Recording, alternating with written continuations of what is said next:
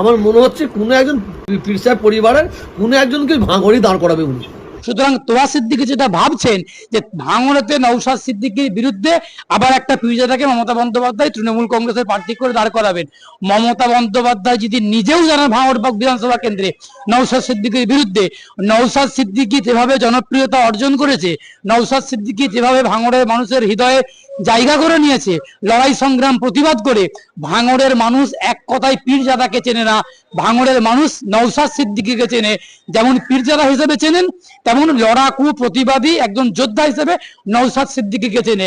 এখন তৃণমূল কংগ্রেস ছলে বলে কৌশলে নওশাদ সিদ্দিকীকে হারাবে বলে আবার তোহা সিদ্দিকীর মাথায় লাঠি মেরে সরিয়ে দিয়ে এখন কাসেম সিদ্দিকীকে নিয়ে ঘুরে বেড়াচ্ছে। যেই কাসেম সিদ্দিকী কয়েক বছর আগে মমতা বন্দ্যোপাধ্যায়কে কদর্য ভাষায় আক্রমণ করেছিলেন, খুব অশালীন ভাষায় আক্রমণ করেছিলেন, সেই কাসেম সিদ্দিকী আজকে কলকাতা থেকে শুরু করে ফুরফুরা থেকে শুরু করে মমতা বন্দ্যোপাধ্যায়ের কানের কাছে গিয়ে ফুসফুস ফুসফুস করছে, গুঞ্জন করছেন সেই কাসেম সিদ্দিকী। আবার তোহা সিদ্দিকীকে দেখলাম, আমি আবার বলছি, তোহা সিদ্দিকীকে দেখলাম মমতা বন্দ্যোপাধ্যায়ের কানের কাছে গিয়ে কথা বলছেন। একজন মহিলা মুখ্যমন্ত্রী, তার পারে তো কোলে উঠে যায় একটা এমন পরিস্থিতি। এই শব্দটা অত্যন্ত অশালীন শব্দ, এই শব্দটা অত্যন্ত বেমানান শব্দ। আমি একজন আইনজীবী হিসেবে কথাটা বলতে আমার দ্বিধাবোধ হচ্ছে, তারপরেও বলছি, আমরা সবাই দেখেছি সংবাদ মাধ্যমের ক্যামেরাতে তোহা সিদ্দিকী মমতা বন্দ্যোপাধ্যায়ের কানের কাছে গিয়ে এত বাজে ভাবে কথা বলছিলেন, যেই ভঙ্গিটা, যেই কথা বলার ধরনটা আমার মতো শুভবুদ্ধি সম্পন্ন চেতনা সম্পন্ন মানুষের কাছে অত্যন্ত অশালীন একটা অঙ্গভঙ্গি বলে মনে হয়েছে। তোহা সিদ্দিকীকে মাথায় লাঠি মেরে সরিয়ে দিয়ে সব ফসলগুলোকে কুড়িয়ে নিয়ে 11 সালের আগে, তারপরে ক্ষমতাতে আসা মমতা বন্দ্যোপাধ্যায় এখন আবার কাসেম সিদ্দিকীকে ধরেছে। আমি খুব স্পষ্ট করে তোমাদের চ্যানেলকে বলছি, তোহা সিদ্দিকী হোক আর কাসেম সিদ্দিকী হোক আর একগাদা আরো পীরজাদারা রয়েছে, আমি এক কথাই মনে করি, ফুরফুরা শরীফের বেশিরভাগ পীরজাদার, যারা পীরজাদা বলে নিজেদেরকে চালিয়ে নেওয়ার চেষ্টা করেন, কয়েকজন হাতে গোনা ছাড়া, এই আব্বাস সিদ্দিকী থেকে শুরু করে, এই নওশাদ সিদ্দিকী থেকে শুরু করে, এই আরো কয়েকজন আছেন, কয়েকজন প্রতিবাদী মুখ আছেন, যারা পীরজাদার তকমাটাকে পেছনে সেটে নিয়ে মুসলমানদের মাথায় ঘা মেরে সাধারণ মুসলমানদের স্বার্থকে জলাঞ্জলি দিয়ে নিজেদের স্বার্থকে রক্ষা করার চেষ্টা করেন না। এই তোহা সিদ্দিকী কাসেম সিদ্দিকীদের মতো নিজেদের স্বার্থটাকে করে নিয়ে বাকি সাধারণ মুসলমানের স্বার্থকে জলাঞ্জলি দেওয়া।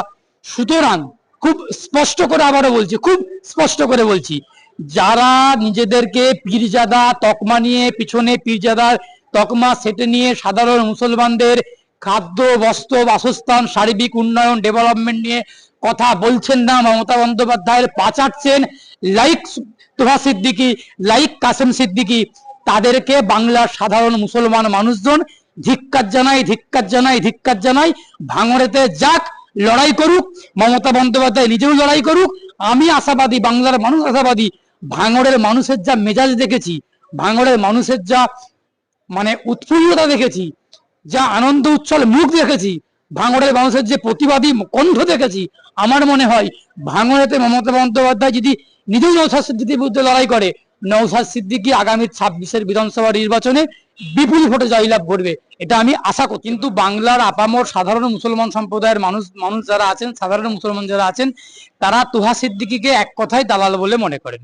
খুব পরিষ্কার কথা, আমি খুব স্পেসিফিক্যালি বলছি, আমি খুব একদম স্পেসিফিক ভাবে বলছি, অ্যাডভোকেট এস কে বাবুলাল, পশ্চিমবঙ্গের সাধারণ খেটে খাওয়া মুসলমান মানুষ তোহা সিদ্দিকীকে এক কথায় দালাল বলে চেনে, মমতা বন্দ্যোপাধ্যায়ের পাচাটা দালাল বলে চেনে।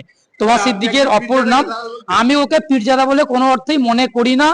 তোহা সিদ্দিকীকে আমি মনে করতে পারেন, তোহা সিদ্দিকীর যারা শুভাকাঙ্ক্ষী, তোহা সিদ্দিকীর যারা শুভানুধ্যায়ী, আমি তাদের আবেগকে, তাদের মতামতকে শ্রদ্ধা করি, সম্মান করি।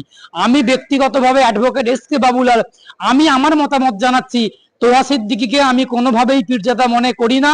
আমি ওনাকে মনে করি উনি একটা দালাল, মমতা বন্দ্যোপাধ্যায়ের পাচাটা দালাল। উনি দালালি করে ক্ষমতা লোভ করার চেষ্টা করেছিলেন 2011 সালে তোহা সিদ্দিকী মমতা বন্দ্যোপাধ্যায়ের পেছনে পেছনে ঘুরে কোনো একটা পদ নেওয়ার চেষ্টা করেছিলেন, পরবর্তীকালে পদ পেয়েও ছিলেন। যখন মমতা বন্দ্যোপাধ্যায় রেলমন্ত্রী ছিলেন, তখন তোহা সিদ্দিকীকে একটা পদে পদাধিকারী ব্যক্তি করা হয়েছিল। তার আখের রসগুলোকে, গুড়গুলোকে খেয়ে তোহা সিদ্দিকী নিজের বহাল তবিয়তে থেকে নিজের সবকিছু গুছিয়ে নিয়ে আর সাধারণ মুসলমানদের মাথাতে বাড়ি মারা, সেই কবজাতে আবার পা দেওয়ার চেষ্টা করতেছে, যে অতটা দুধ আছেন না, এটা বাংলায় কথা আছে গ্রামের দিকে, অতটা দুধ আছেন না। 10 বছর পরে ফুরফুরা শরীফ মুখ্যমন্ত্রী গেলেন এবং তোহা সিদ্দিকী তিনি বলছেন আমি বোমা পাঠাচ্ছি, সামনে 26-এ বিধানসভা নওশাদের বিরুদ্ধে ভাঙড়ে এক পীরজাদাকে প্রার্থী করতে পারে তৃণমূল, কি বলবো?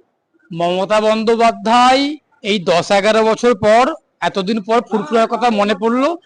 তার কারণ মুসলিম ভোট হাতছাড়া হবার একটা উপক্রম তৈরি হয়েছে, হাতছাড়া হয়েওছে।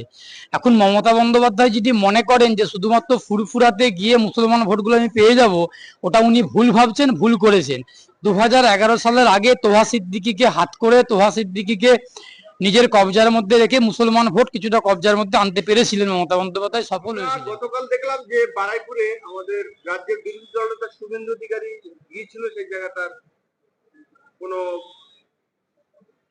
দলীয় কর্মসূচি ছিল, সেই জায়গা দেখলাম যে ওনারা অভিযোগ করছে বিজেপি শাসক দলের গুন্ডারা এসে তাদের উপরে আক্রমণ করে, গাড়িতে ভাঙচুর করে, গাড়ি গায়ে হাত তুলে। কি বলবেন? কার গাড়ি ভাঙচুর করেছে?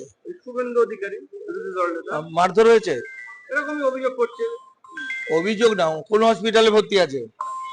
আজকে বিধানসভা আসেনি, হাসপাতালে কি ভর্তি আছে শুভেন্দু? সেটা আমরা ঠিক খবর পাইনি। ও মরে যাওয়ার পর আমাকে খবরটা দেবেন। ও কদিন বাঁচবে আমি জানি না, কারণ ওকে তো পিটিয়ে মেরে দেবে পাবলিক।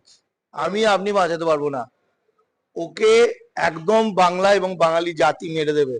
প্রথম কথা হচ্ছে, ও বিরোধী দলনেতা ফেলনেতা ওসব গল্প।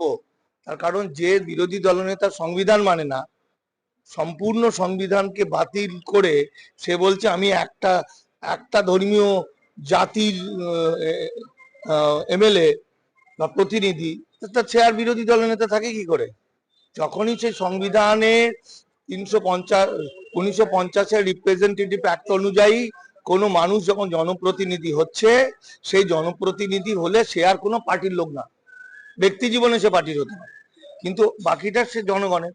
সেখানে যখন সে যদি অস্বীকার করে, সেটা করে যদি বলে আমি একটা ধর্মের লোকের, আমি ঠাকুর পুজো করার জন্য, আমি মূর্তি রক্ষা করার জন্য, তাহলে সে সংবিধানকে মানছে না। তাহলে সে কিসের সংবিধান বিরোধী দলনেতা? সেটা তো মমতা ব্যানার্জিকেও বলবো, মমতা ব্যানার্জি এরকম রাখে কি করে?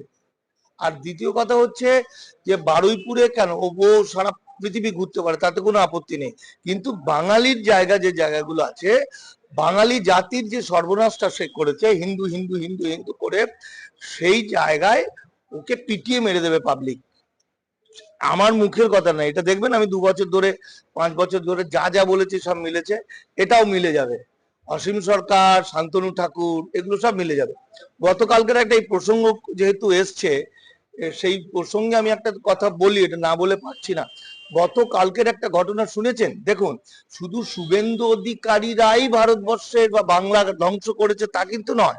শুভেন্দু অধিকারীকে যারা প্রশ্রয় দিয়েছে গদি মিডিয়া, ময়ূক রঞ্জন আর বাংলা, এবিপি আনন্দ বা আনন্দবাজার পত্রিকা, এরা যে লাগাতার মিথ্যা কথা বলতে বলতে বলতে বলতে বাঙালি জাতিকে একটা জায়গায় শেষ করে দিল। এখন বাঙালির বাঁচার আর কোনো রাস্তা নেই। তার কারণ বাঙালির এই বাংলার অর্ধেক, ওপার